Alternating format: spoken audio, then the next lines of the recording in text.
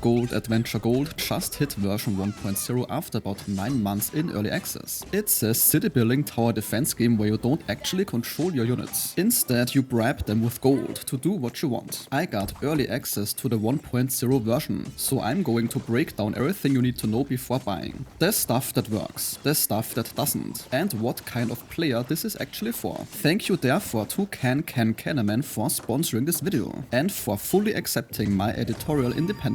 So this game has a hand-drawn pop-up book aesthetic that is genuinely nice to look at. The buildings and characters fold in and out like cardboard cutouts, and the art style is colorful and weirdly charming. The music is also rightfully getting praised by the entire community. There's a bard character in the Forge who plays sea chanty style songs that you actually want to sit and listen to. Now let's take a look at the game's basic setup though. You're building a fantasy town near monster-filled dungeons, so you recruit heroes, archers, spearmen, mages, zombies, and so on. But here's the twist. They have free will. This concept is similar to games like Majesty or the recently released Crown of Greed, so you can't just order your units around. If you want them to explore, defend, or attack something, then you post a quest with a gold reward, hence the name Gold Adventure Gold. Then they decide if they feel like doing it. For example, sometimes they would rather just drink in the tavern, sometimes they also just fight each other over grudges, and sometimes they ignore your urgent defense quest to gamble. This is the whole premise. It's not broken. Your economy runs on taxes. A mouse character called Ruffus scurries around collecting gold from citizens and farms. The farms spawn automatically as you recruit more people and generate income over time, but you're constantly paying wages, so overspending on recruitment or buildings puts you in debt fast. The whole game is balancing income versus spending, while your units do whatever they want. A rather weird mechanic is the Godbeast. This is a divine pet you raise from scratch. You pet it, brush it, and discipline it when it misbehaves. This one grows stronger and learns spells you can cast during battles. It's basically a Tamagotchi stuck inside the strategy game. The combat itself is semi-passive. You place archer towers and walls, recruit fighters, and post defense quests when enemies attack. During fights you can help out with spells, for example healing your units by looking at them, burning enemies with your gaze, but mostly you're watching and hoping they don't get wiped out.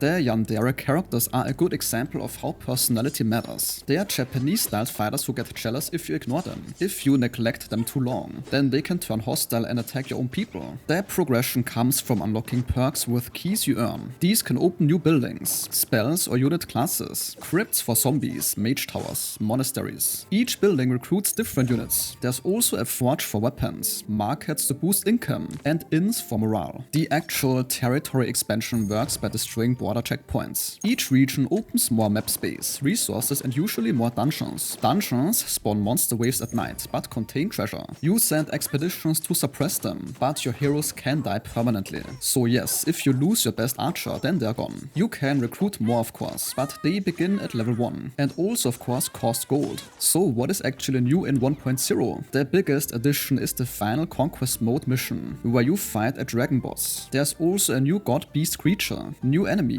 Godbeast events, and user interface improvements. Apparently you can kill the sun now. The developers also mentioned some promised features. For example romance, story content, visiting adventures. These are still coming in post-launch patches. The game has 2 modes. Colony is sandbox, and Conquest has you claiming regions toward that dragon fight. Random events also pop up now, like vampires offering deals, cursed daggers, or your tax collector getting murdered. Now as for some of the problems. The performance can tank once you have lots of units on screen. If you build too many recruitment buildings, then the frame rate can jog. The AI placement for farms is a bit weird. Citizens constantly build them next to dungeons, and then act shocked when attacked. The game does allow you to manually reposition buildings, but it's tedious. Rescuing citizens from dungeons can spiral out of control and give you way more population than the game seems designed for. The game's tutorial does explain the basics, but there are overlapping systems that feel messy at first. The game's art and music are legitimately good, and watching your town descend into chaos is funny. The whole motivate with gold instead of commanding thing is interesting, reminiscent of Majesty, but the execution does have rough edges. Your heroes die permanently, but often in dumb ways, and often it's not your fault. The arenas third fight, for example, can randomly one-shot your best character, or someone is stumped and wanders into a dungeon alone. So this game, I'd say it's pretty niche. If you like indirect strategy and don't mind chaos, then this can definitely be fun for a while. If you want tight control or depth, then you may get frustrated here. So whether that's worth it depends on how much you value charm versus polish.